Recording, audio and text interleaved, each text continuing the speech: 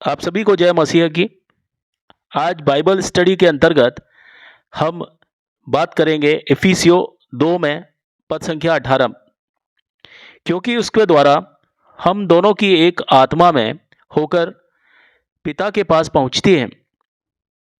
अब हम सब उसी पवित्र आत्मा के द्वारा पिता के पास आ सकते हैं, क्योंकि मसीह ने हमारे लिए बहुत कुछ किया है। उसने हमें बराबर समझा और बराबर बनाया। इफिसियो 2 का पद संख्या 18 का विस्तार और उदाहरण जो है वो इस प्रकार हो सकते हैं, क्योंकि उसके द्वारा हम दोनों की एक आत्मा में होकर पिता के पास पहुंच होती है। यह पद यीशु मसीह के द्वारा किए गए उस अद्भुत कार्य की बात करता है जिसने यहूदी और अन्य जातियों के बीच की दीवार को गिरा दिया। अब हर व्यक्ति, चाहे वो किसी भी जाति का हो, किसी भी कास्ट का हो, किसी भी रिलीजन यानी धर्म का हो, किसी भी पृष्ठभूमि यानी बैकग्राउंड का हो, किसी भी संस्कृति यानी किसी भी कल्चर का हो, यीशु मसीह के माध्यम से वो परमेश्वर तक पहुंच सकता है। अब यदि हम अपनी बात को विस्तार दें तो इसका शब्द हम देखते हैं आयत का, उसके द्वारा, तो यहाँ उसके से तात्पर्य क्या है? उसके से तात्पर्य है यीशु मसीह से। उन्होंने अपने बलिदान से पाप की दीवार को तोड़ दिया और परमेश्वर और मानव के बीच में जो एक दूरी थी, एक खाई थी, उसको उन्होंने पाट दिया, उसको खत्म कर दिया। पुराने नियम में केवल जो यहूदी थे, यहूदी पुजारी, और वह भी एक वर्ष में एक बार पवित्र स्थान में प्रवेश करके ही परमेश्वर से सीधे तौर पर बात कर सकते थे, और इनके अलावा किसी को भी इस तरह का काम करने की कोई भी इजाजत नहीं थी। यानी ईश्वर तक से वो सीधा तौर पर नहीं मिल सकते थे। यीशु मसीह ने अपने बलिदान द्वारा इस व्यवस्था को ही समाप्त कर दिया। अब इसके बाद में हर कोई व्यक्ति सीधे तौर पर परमेश्वर के पास पहुंच सकता है, उनसे अपना एक साक्षात्कार कर सकता है। हम दोनों की एक आत्मा में, यहाँ शब्द हम दोनों यहूदी और अन्य जातियों को सिंबलाइज कर रहा है, उनके बारे में बता रहा है। पहले जो यहूदी हैं खुद को अन्य जातियों से, दूसरी जातियों से खुद को सुपीरियर यानी श्रेष्ठ मानते थे, लेकिन यीशु ने दोनों को ही बराबर समझा। एक आत्मा से तात्पर्य पवित्र आत्मा से है, जो अब हर विश्वासी के अंदर वास करता है और उन्हें परमेश्वर के साथ एक संबंध में बांधता है।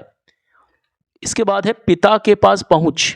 तो पिता के पास पहुंच का अर्थ है कि यीशु ने हमारे लिए एक नया और जीवित मार्ग तैयार किया है, जिससे अब हम सीधे तौर पर परमेश्वर के पास अपनी प्रार्थना, भक्ति और मार्गदर्शन के लिए कभी भी आ सकते हैं।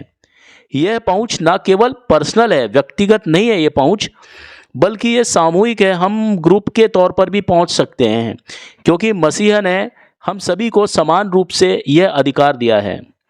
अब यदि हम उदाहरण लेते हैं बाइबल से ही, तो परमेश्वर से संबंध का जो बदलाव है, जैसे पुराने समय में केवल मूसा जैसे चुने हुए लोग ही परमेश्वर से सीधे तौर पर बात कर सकते थे, लेकिन अब यीशु मसीह के द्वारा हर व्यक्ति प्रार्थना में परमेश्वर से संवाद कर सकता है।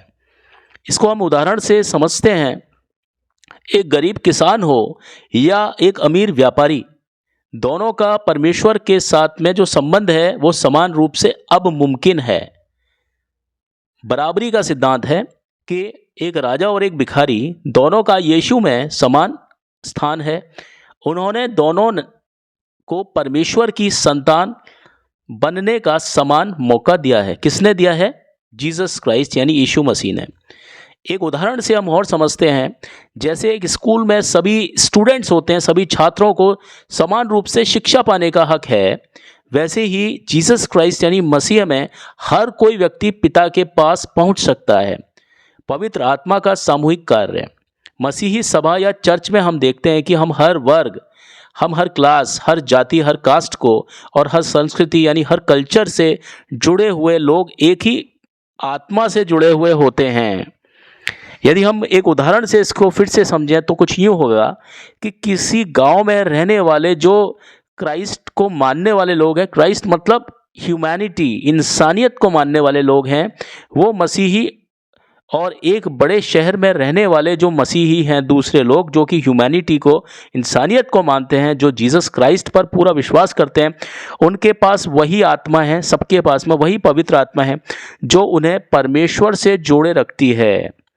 तो यह पद हमें यह सिखाता है कि हम किसी भी भेदभाव, किसी भी दूरी, किसी भी शर्म, झिझक, कोई संकोच के कारण परमेश्वर से दूर बिल्कुल भी ना रहें।